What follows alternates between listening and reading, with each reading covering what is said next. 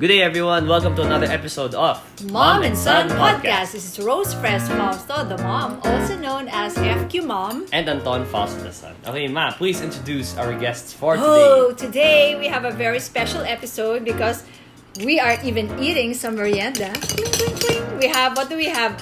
Homemade ice cream from the love of my life. Yes.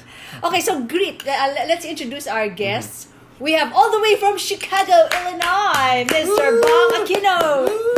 Hi, I'm Bong Aquino from Chicago. Can you say it in your Chicago accent? That's the same Chicago accent. And of course, the maker of the delicious ice cream, Mr. Marvin Fausto. Hello, Marvin Fausto here. Okay, so they're here for their 40th high school reunion. Do you call it a 40th anniversary? Yes. It's a Ruby Jubilee. Of the Ateneo High School. Of his Ateneo High School batch in 1979. Wow. Yes. And Bong, you planned to be here in Manila. Yeah, definitely. Was here back in 2018, and my best buddy here told me to attend the reunion this year. Ooh. So I made sure that I would have come, and I did, and I'm here. Yes. And we're happy that he's here. Yeah. That's And so- why Yeah. our topic for today nga, ma'am, it's going to be about the importance of reunions. So we're focusing more on the friendship and how it develops through the years. And syempre, you guys are our subject and our topic sample for today of a friendship that lasted 40. Yeah, so when Yeah. did you 40 guys years. meet? What year? What kopong year was that? Do you remember, Bong? Of course. Okay. Of course. Well, I back in oh my goodness, what year was that? Not I can't 79. remember. No, I went to Ateneo when I was in 4th grade. Yes, because you came from IS. Social. Excuse me. Sosh. Excuse me. ISM. But anyway, I think that was back in 1972, 73-ish maybe. Oh my gosh. 4th grade, when martial law was declared. I noticed Marvin, and he was my busmate, Oh. number 10. So we were busmates then, but however, we never really met. We were not friends yet. At that time. Kakilala lang. Yeah. Nakilala lang. Oh. But then in 75, our first year of high school, Okay. we were classmates. So I said, "Oh, finally I meet this guy." F ba to? It was just when you were section F. G pa yata. No. I. Ay. Yeah, Ay. The sectioning was education. T-I-O-n. Education. Oh. that was the That's what the sectioning of high school back then. Really? It Yeah. wasn't ABCD. It was No. ABD. But then- E-D-U-C-A-T-I-O-N. Nine do sections. you remember Nine second sections. year? I don't remember. I then changed already. No. On the yung first year natin doon, di ba? First year was education. Yeah. Yeah. What was second year? I don't know. Pero you were F, diba? Yeah. Right. And they changed it to They changed it To the ABCD. alphabetical. Okay. So you were in the transition of From education Ako naman, to- my batch, we were from the transition of the ABCD. Ngayon, it's parang saints. Basta iba na yung sectioning ulit ng Ang high school? Ateneo High School. Oh, talaga? And then the PE uniforms are different na. It's one shirt for the whole batch. Hindi na yung per color. Yeah. Per class, per color. Oh, So more united okay. na as a class. And then we were, that's where we became good friends in first year high school.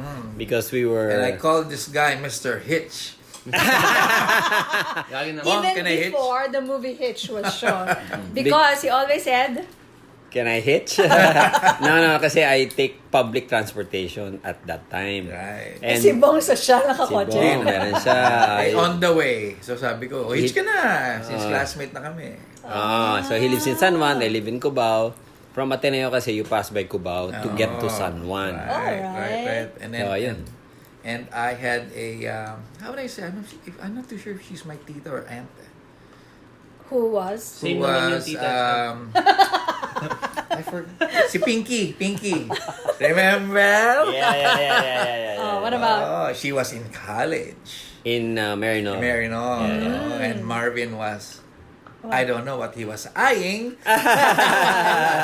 Just kidding. You were just kidding. crushing her? You were crushing her? I don't think so. You know, well, She's she was, pretty. she was, And then you still became good friends even after college. Oh yes, yeah. Yeah, And that was so. the first year of high school was only our time to be classmates. One Kasi year lang. 1 year only. Yeah. So that speaks Ah, of yeah. how friendship we have and we still do. Yes. That's why I remember when we had church this morning. I remember the priest saying that it's the love of friends is the most important. Wow. Yeah. Yeah. And I was waiting for you guys to start holding hands already. Ay, nako. Tama naman, tama naman. Sige, so you that's had... the start. Yeah, That so, was the start. so now let's go to the reunion. No? So you had a batch reunion Yeah. last weekend, and tell us about that. Head. Batch reunion was held at the Ateneo. So we invited all our, of course, batchmates. And Who asked, plans pala these stuff?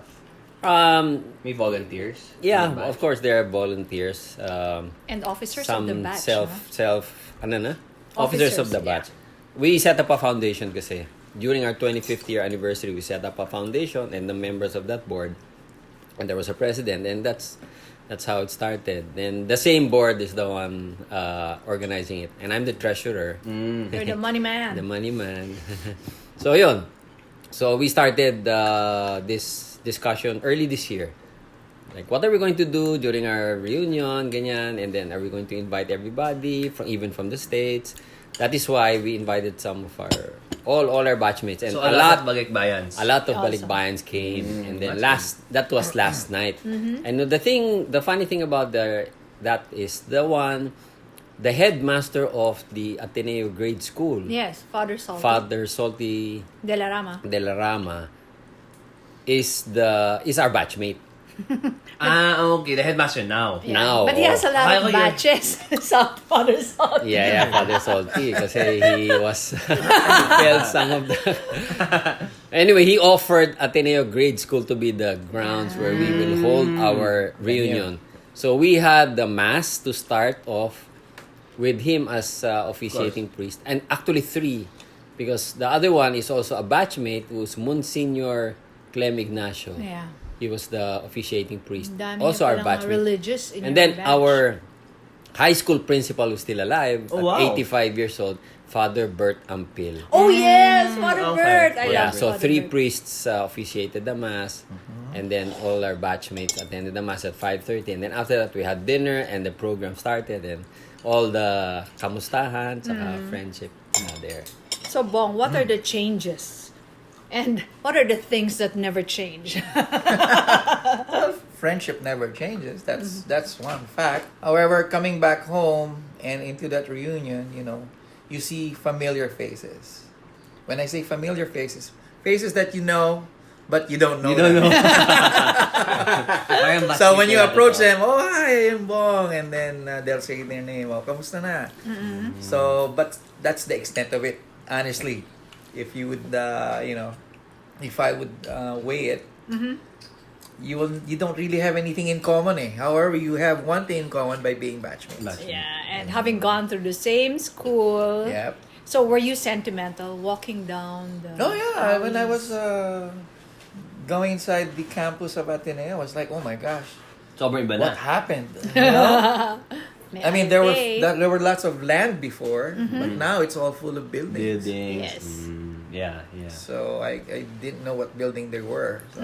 But there were still some familiar buildings naman. Oh yeah, they're old buildings, definitely. What would be the difference between this 4th year anniversary compared to the 30th?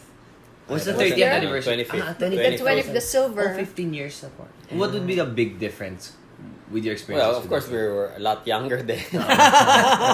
There were more attendees at the time also. Really? More thing? Oh, I more didn't attend the Because some 25th. would have died already by then. And that's yeah. something sad about that. No? Oh, You're yeah, asking about what we experienced. We had to show a video of all the batchmates that died. And how And many? like we gave them some Memoriam. Memoriam. like a tribute to those of passed our away. batchmates Ahead. who went ahead. Don't remember about 20 Yeah. 20 people died Dami na already. I would think so. Yeah. And some you would like, oh my gosh, he died already, Oo. Especially me, I didn't, I'm not here from Yes. here. And I think that was the reason why you said you had to be home for this one because you're Because not too you'll sure never about know. the 50th. You'll never know You'll what's never going to know. happen. Yeah. You know, my observation was people people change but they don't really change. Yeah. Something like that. Yeah, Like even after 40 years, Yeah. they are the same guys. They were in high school. Yeah, they were as they were in high school. But of course, we reminisce what we were doing at that time. No? Oh, you were like this and you were like that. You were doing this and doing that. We're doing this for the teachers and talking about that. And smoking. It's usually the naughty things that people remember. Yeah, one of our classmates put a bomb in the Huh? put a bomb in the God. CR. Yeah, kind of and I bomb? was a victim of that. You Did were? you know that? Oh, I didn't know that. What's the story? Can you? One of our classmates put a bomb that is What kind of No. a timer, What like kind it's a small bomb, like a labentador, a 5-star. 5-star. I don't know. But it's what's big that? enough to, It's a Parang firecracker. fireworks. and then you fireworks. put a cigarette butt. Oh my Okay. God. That is like the timer. Oh, okay. So when you light the cigarette butt, And then you give it. and you leave it under. What my classmate did, he put it Was inside your the classmate toilet. who did that? Yeah, Sino? the toilet. Don't Let's not name Let's not names. name names. Let's not name because he's. I was the victim.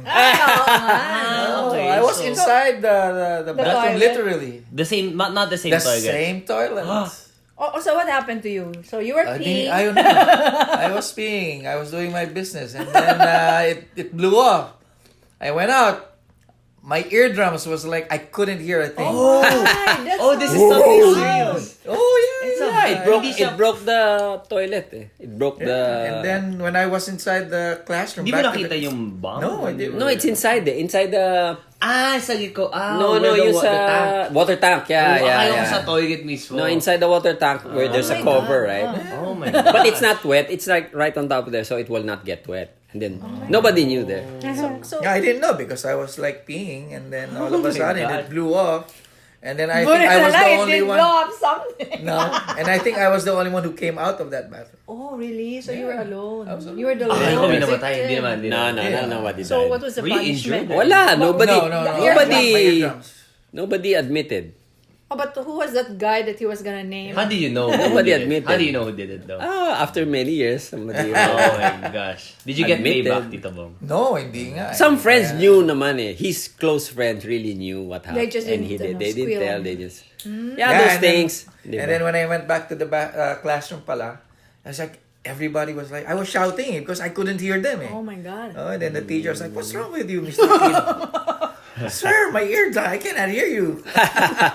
So there are things that never changed. But those guys are some medyo loco pa rin sila, but they're much older now. And of course, you can see the years. So some of them don't have hair anymore. Their tummies are bigger. Yun yung dagawa talaga na napapansin yung buhok tsaka yung chan. Yeah, but it's a way of coming home. In other words, we knew, or at the reunion, you will remember where you came from, and it's very important for us to realize that you came from somewhere, and this is the place that we considered home before, Yeah. and now it's good, and it's very, you say, parang sentimental as well to remember the times when you were home and you're going back home, something like that. So that's why they call it homecoming. You're coming back home. If you're going to give advice to the kids who are in high school now, ano sa tingin nyo? Dapat ba magloko sila o hindi? Kasi ako, I have my own opinion about that, but I'd like to hear your opinion. Dapat ba silang magloko or Oo, not? kasi di ba some people, ay, magloko ka na ngayon habang bata ka, blah, blah, blah. No, I don't. Well, I don't Or know. dapat you carry out. It's up to the person or the student if he or she would like to, be famous because of his notoriety. Notoriety? Whatever. Kasi there are different types of people. Like I was telling Marv yesterday, there are people that are insecure. And when they're insecure, they try to make it up by Doing doing something, stuff that would make them kapansin-pansin, di ba? Yung mga okay. tinatawag KSP? nilang KSP. Di ba? There are people that are goody-goodies, like me. Excuse me. No, for real. You know what? For the 4 years in high school, You were I great. only had one post Tayo kahit ako wala akong post. A or post. just- Oh, wait. So Because- you have to explain. Because the post that I had was a class post. Our class in 4th year walked out during an exam Oh, why? because we didn't know what the subject was, what So, the test Anton, was. you have to We were explain given to our an listeners. impromptu. We had the impromptu test. From the teacher. Okay. And we didn't know what it teacher? was, Galit yung teacher or... Yeah. That's why we were given a post, Okay. So a class post, and that was my only post. Okay. those would be the kakugitans that I would be proud of. You have to explain to them okay. what the post. Baka akala na yung Instagram Oo nga post, pala. Facebook Yeah. post. Post is disciplinary action for students. Usually for different offenses, may mga didn't bring an ID, didn't bring P uniform. And then for supposedly an RA, you stand dun sa may 1 hour. in Prefect's front of the yeah. in front of the office of the prefect.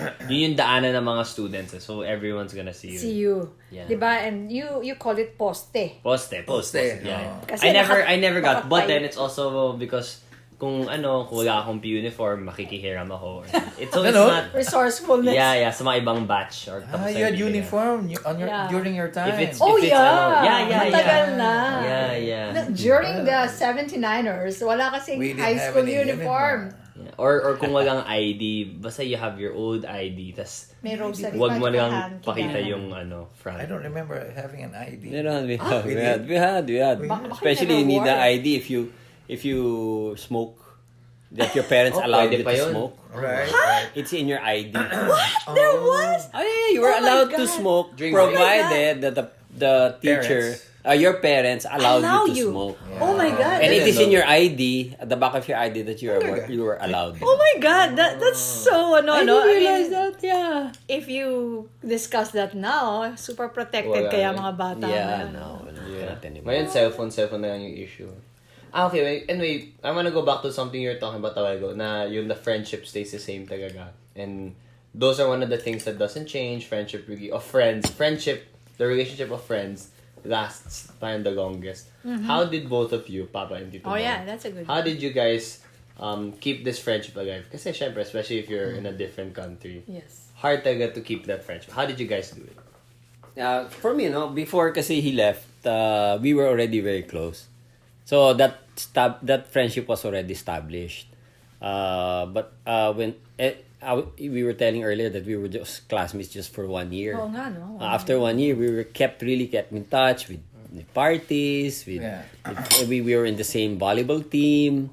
And we were I was hitching with him. So we had a lot of things in common. And I think there's certain connection. There's a certain bond that we created, where there's certain slight joke or slight understanding of certain situation. We already get it. Yeah. We already get it.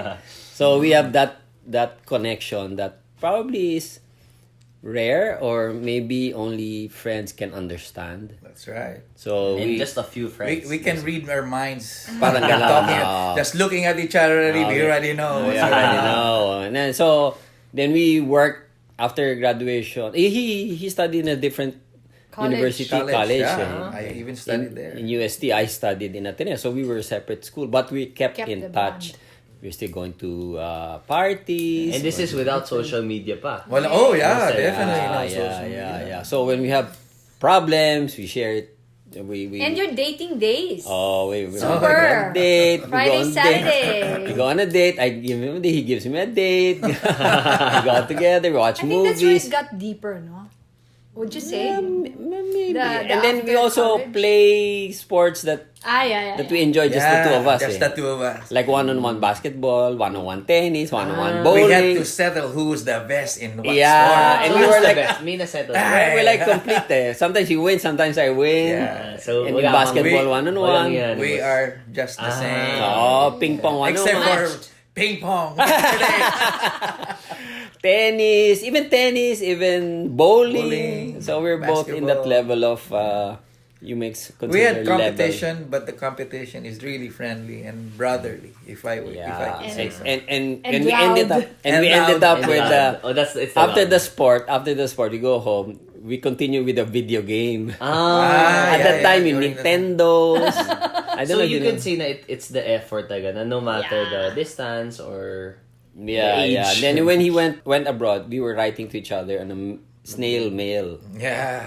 Like it takes a couple of weeks before. Oh yeah, before it reaches you. So when I receive a mail, I write him back. He writes me back. I write him Tapos back. nag-email na. Nag-email na later on, yeah. So And then that was also through the years. share about your very famous birthday phone calls. Now we have grown up. Our household has grown up.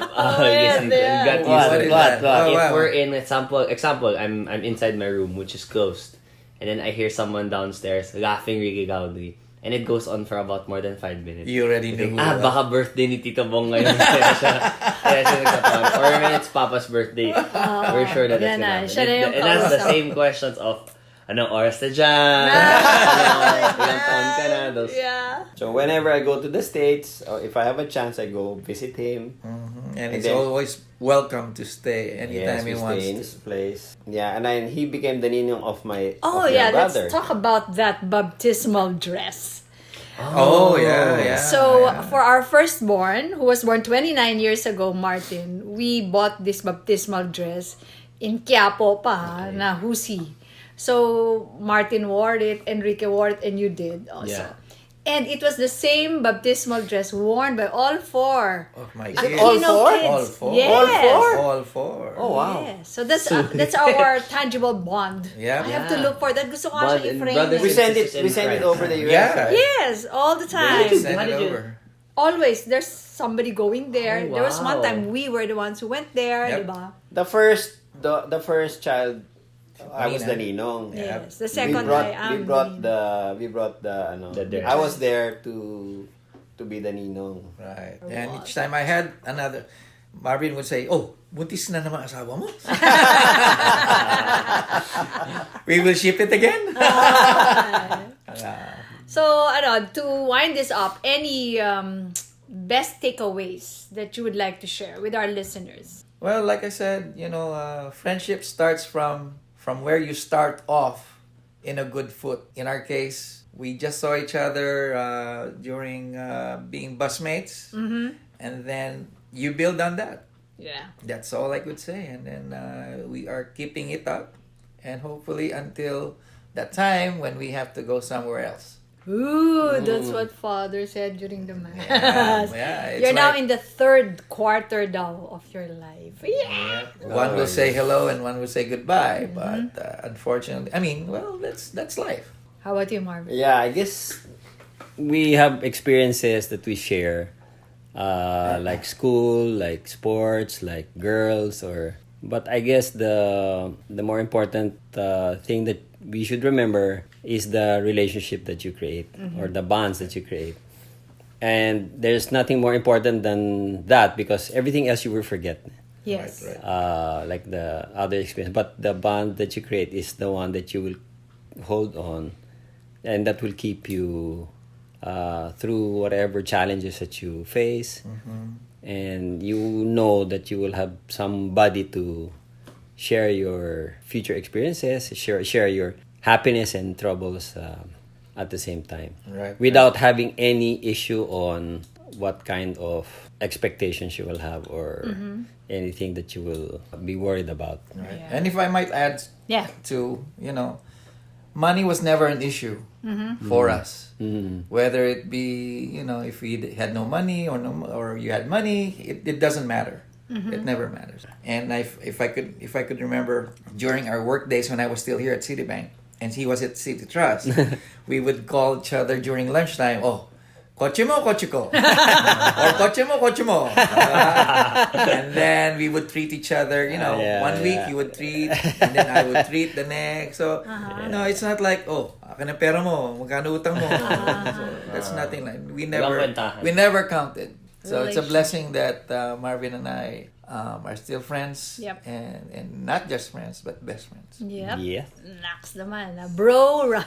Bromance. Yeah, I would like to also reiterate na relationships are the things that would really last and matter. Diba? Sabi nga dun sa longitudinal study, what makes people happy daw are really good healthy And relationships. what makes them live longer. Oh, live longer, healthier, more successful. So we really have to take care of our relationships kasi that doesn't just grow naman eh. It's something that you nourish You also. put effort in. Ikaw naman, Yes. Mr. You're the youngest in this group. So, what do you take away from all this? It's possible talaga na not just because of distance. Na there are always going to be obstacles or Yes. reasons to not see your friends na. But then if you have the effort naman, Yeah. your people are really going to find a way. Yung that saying that goes, kung ayaw may dahilan, kung gusto may paraan. So Ayun. it's something that's really evident. And kita ko nga in this very loud friendship of my dad and Tito Bong. The signature laugh. The signature laugh. Alright. So if I may suggest, the guys there who are having the reunion, you make an effort. Make an effort. Make Yeah. an effort to attend. Yes. And these are the things that you will treasure for the rest of your life. And it's really very important, especially for people who are getting Into the third. into the third Quarter. quarter of Okay. their lives. Okay. All right. Okay. So with that, we want to, if I may quote Tito Bong's best man speech. The best of the best. And that concludes our episode today. So thanks again for listening to this episode of Mom and Son Podcast. This has been Rose Fausto, the mom, also known as FQ Mom. And Anton Fausto the son with. Bong Aquino. And Marvin Fausto. Bye guys. Thank you. Alright. The Mom and Son podcast airs every Tuesday, 7 a.m. and can be streamed on Spotify, Apple iTunes, Google Podcasts, Buzzsprout.com, and YouTube. Just search Mom and Son Podcast for your weekly dose of family, finance, passions, and everything in between. Leave a comment so other listeners may find this podcast. If you have any questions or suggested topics, email us at antonfausto@gmail.com.